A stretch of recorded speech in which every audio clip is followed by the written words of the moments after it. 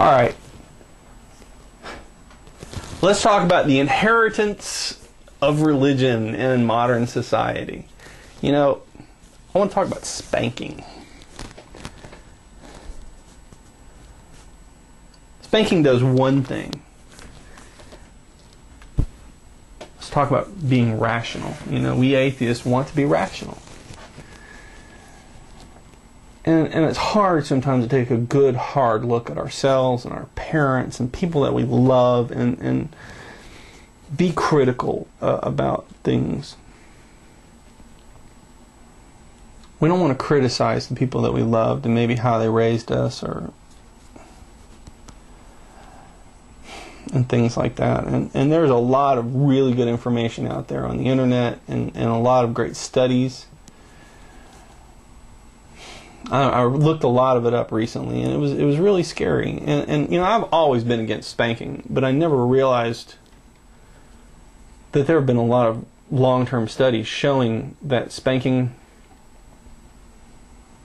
and children who were spanked, and I'm talking just regular corporal punishment, I'm talking about people who were beaten, tended to do drugs more, tended to be violent more. This is an average. I'm not saying everyone. I'm not saying if you were spanked you're a bad person. That's not what I'm saying. But I'm talking about an average. Tended to get in trouble more in school. Tended to have ADD more.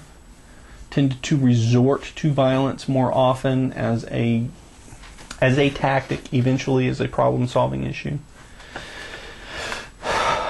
So let's break it down. And I'm going to make an assumption. And for the rest of this video, this assumption is going to stand, and this is a belief I have. Children are little people. Period. They're little people.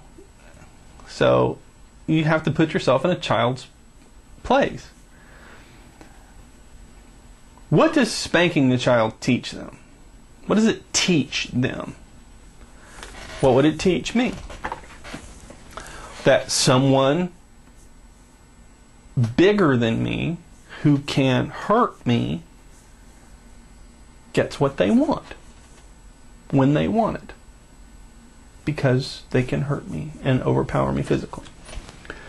So when I'm bigger and can do that to someone else, that's how you get what you want, because that is what is happening. If you spank somebody and then tell them what they did was wrong and why it was wrong and all that other stuff, those two events are separate. Even though you've done the second thing, you've still taught them that first lesson, the lesson of violence. The second act, the act of we've taught you what you did was wrong, why it was wrong, and everything like that, doesn't erase the fact that you've taught them that violence is how you get what you want. It has nothing to do with teaching them right from wrong. There's nothing in spanking someone that shows them that I'm spanking you because you did something wrong. It doesn't show them that. It just shows them that when you're unhappy with something someone has done, you react violently. Because there's nothing in the spanking that shows a specific outcome from the negative behavior. It's just violence. That's all they know. That's all they see. Kids can't see your objective. They can only see your tactic. They can only see what you're doing. They don't believe that your excuse will contradict your actions. And they shouldn't. They'll only learn from your tactics.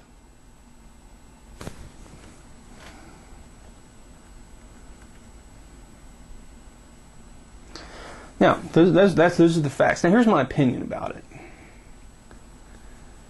Parents resort to spanking because they're tired, because they're stressed, they're wits end, and they can't think of a tactic for teaching their kid right from wrong. It's what they know. It's what they think is right because it's what was done to them. They think it's how to get a kid's attention, it's how to get them to listen, it's how to get them not to do something.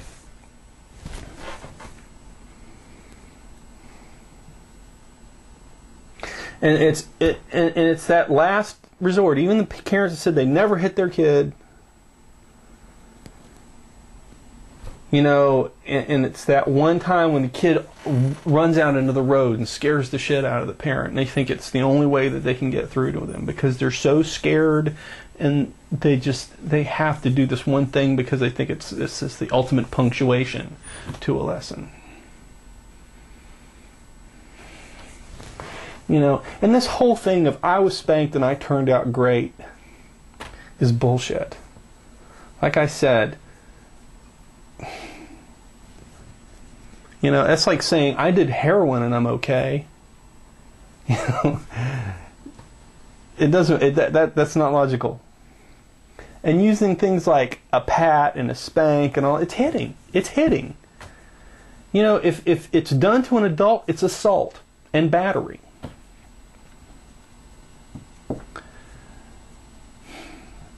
You can't justify it, and you can't say it's only a result, and you can't justify it by saying my family turned out great.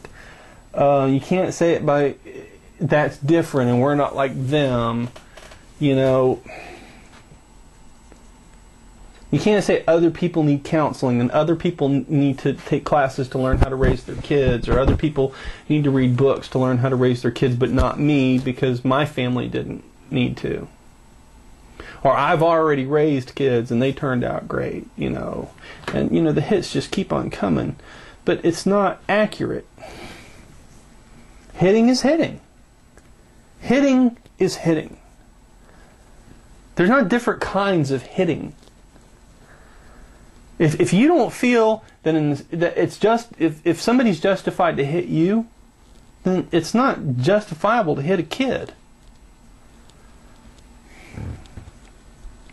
There is not one situation with a child that cannot be resolved without violence. And since that is true, there is not one situation where it's justifiable to use violence against a child. And for me, that says it all. There's just no excuse. I don't care how many generations have done it. I don't care how long it's been done. That is the dumbest excuse I've ever heard. That's like saying, well, so many generations used lead paint on baby rattles and cribs, so it's good enough for my kid.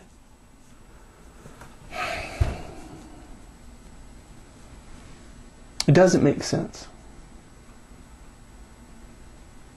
If you don't want to be hit, and if you don't think it's right to be hit, then don't do it to your kid. People do need to be taught right from wrong, and people need to be shown why things are wrong. And the way to do that is to tell them. Sure, a timeout or something like that, or if a timeout doesn't work, there are other tactics for getting a kid's attention, getting them to calm down, and things like that. So you can eventually explain to them why their actions were wrong. And to teach them empathy. Hitting is not how you teach somebody empathy. It's just the opposite. It's to teach them that empathy is how you get hurt. It's to deaden your emotions. It teaches them anger. We need to stop hitting our kids. You have a good day.